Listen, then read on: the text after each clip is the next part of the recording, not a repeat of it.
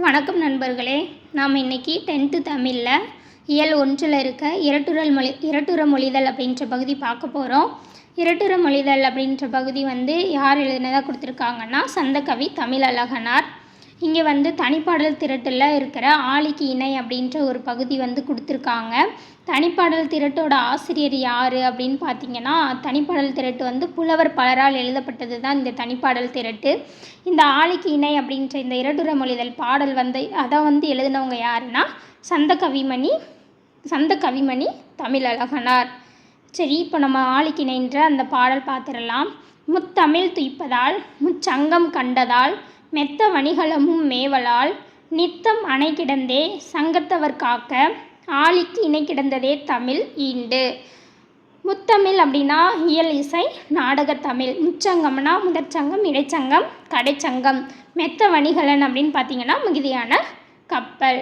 சரியா, இதில் சொல்லும் பொருளும் அப்படின்னு பார்த்தோன்னா, துய்ப்பது அப்படின்னா கற்பது தருதல். துய்ப்பதுனா கற்பது தருதல். மேவலால் அப்படின்னா பொருந்துதலால் பெறுதலால். இந்த ஆழிக்கு இணை அப்படின்ற இந்த கவிதையில் தமிழ் எதோட தொடர்புபடுத்தப்பட்டிருக்கு அப்படின்னு பார்த்தீங்கன்னா ஆழி. ஆழினா கடல். இரட்டுற மொழிதலோட மற்றொரு பெயர் என்னன்னா ஸ்லேடை. சந்தக்கவிமணி என குறிப்பிடப்படுபவர் யாருன்னு பார்த்தீங்கன்னா தமிழழகனார். சந்தக்கவிமணி என குறிப்பிடப்படுபவர் தமிழழகனார்.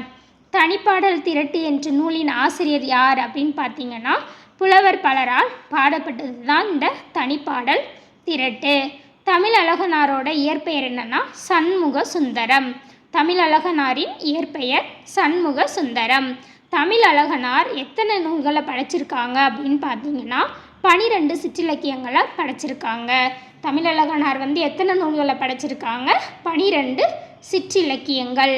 இரட்டுற மொழிதல் அப்படின்னா என்னன்னு பார்த்தோன்னா, ஒரு சொல்லோ ஒரு சொற்றொடரோ இரு பொருள்பட வர்றது தான் இரட்டுற மொழிதல். ஒரு சொல் இல்லாட்டி ஒரு சொற்றொடர் 2 பொருள் தர்ற மாதிரி வரணும். அதுதான் என்னது இரட்டுற மொழிதல். 3 வகையான சங்குகள் எதெல்லாம் அப்படின்னு பார்த்தீங்கன்னா, வெண் சங்கு, சலஞ்சலம், பாஞ்சசன்யம். 3 வகையான சங்குகள் எதெல்லாம்? வெண் சங்கு, சலஞ்சலம், பாஞ்சசன்யம். இப்போ தமிழையும் கடலையும் எப்படி இந்த சந்தக்கவிமணி தமிழழகனார் ஒப்புமைப்படுத்தியிருக்காங்க அப்படின்னு சொல்லி பார்க்கலாம். கொடுத்துருக்க பாடல் அடிகள் தமிழுக்கு எதை மாதிரியும் கடலுக்கு எதை மாதிரியும் ஒப்புமைப்படுத்தியிருக்காங்கன்னு பார்க்கலாம். முத்தமிழ் அப்படின்னா தமிழுக்கு இயல் இசை நாடகம். கடலில் முத்தை அமிழ்ந்து எடுக்கிறதுனால முத்தமிழுக்கு முத்தமிழை கடலுக்கு ஒப்புமைப்படுத்தியிருக்காங்க. முச்சங்கம் அப்படின்னா முதல் சங்கம், இடைச்சங்கம், கடைச்சங்கம். தமிழை பொறுத்த வரைக்கும் 3 சங்கம். இதுவே கடலுக்கு எப்படி தமிழ் இது பண்ணியிருக்காங்கன்னா 3 வகையான சங்குகளை தர்றதுனால கடலும் தமிழும் ஒன்று அப்படின்னு சொல்லி இது பண்ணியிருக்காங்க. மெத்த வணிகளன் அப்படின்னு பார்த்தீங்கன்னா 50 காப்பியங்கள் தமிழுக்கு. இதுவே கடலுக்கு மிகுதியான வணிக கப்பல். சரியா, தமிழில் 50 காப்பியங்கள்லையும் கடலில் மீதியான வணிக கப்பலையும் குறிக்கிறதா இந்த மெத்த வணிகளன். சங்கத்தவர் காக்க அப்படின்னு பார்த்தீங்கன்னா சங்க பலகையிலிருந்து சங்கப்புலவர்கள் காத்தமை. கடலில் எப்படி அப்படின்னு பார்த்தீங்கன்னா நீரலையை தடுத்து நிறுத்தி சங்கம் காக்கிறது. காலையிலேயே மாலையும் வந்துவிட்டது என சிலேடையாக கூறியவர் யார் அப்படின்னா கி.வா. ஜெகநாதன். காலையிலேயே மாலையும் வந்துவிட்டது என சிலேடையாக கூறியவர் கி.வா. ஜெகநாதன். இசை விமர்சகர் சுப்புவின் சிலேடை என்ன அப்படின்னு பார்த்தோன்னா, அன்று அவர் கச்சேரியில் காதிலும் கம்மல் குரலிலும் கம்மல். அன்று அவர் கச்சேரியில் காதிலும் கம்மல் குரலிலும் கம்மல். கி.ஆ.பெ. விஸ்வநாதன் தன் பல் மருத்துவ நண்பரை எவ்வாறு அறிமுகம் செய்தார்? பல்துறை வித்தகர். கி.ஆ.பெ. விஸ்வநாதன் தன் பல் மருத்துவ நண்பரை எவ்வாறு அறிமுகம் செய்தார்? பல்துறை வித்தகர்.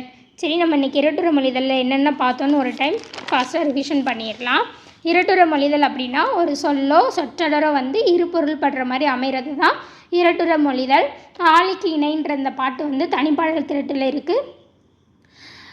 தனிப்பாடல் திரட்டு புலவர் பலரால் பாடப்பட்டதான் தனிப்பாடல் திரட்டு.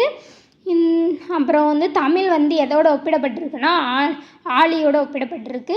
இருட்டுற மொழிகளோட இன்னொரு பெயர் சிலேடை. சந்த கவிமணின்னு குறிப்பிடப்படுபவர் தமிழழகனார். அப்புறம் தமிழழகனாரோட இயற்பெயர் சண்முக சுந்தரம். தமிழழகனார் எத்தனை நூலை படைச்சிருக்காங்கன்னா 12 சிற்றிலக்கியங்கள் படைச்சிருக்காங்க. 3 வகையான சங்கு எதெல்லாம் அப்படின்னு பார்த்தீங்கன்னா வெண்சங்கு, சலஞ்சலம், பாஞ்சசன்யம். முத்தமிழ் அப்படின்னா இயலிசை நாடகம், முச்சங்கம், முதல் இடை, கடைச்சங்கம், மெத்த வணிகலன்னா ஐம்பெருங்காப்பியங்கள், கடலில் மிகுதியான வணிக கலன்கள். காலையிலேயே மாலையும் வந்துவிட்டது அப்படின்னு சொன்னவங்க, ஸ்லேடையாக சொன்னவங்க யாருன்னா கீவா ஜெகநாதன். இசை விமர்சகர் சுப்புவோட ஸ்லேடை என்னன்னு பார்த்தோன்னா அன்று அவர் கச்சேரியில் காதிலும் கம்மல், குரலிலும் கம்மல்.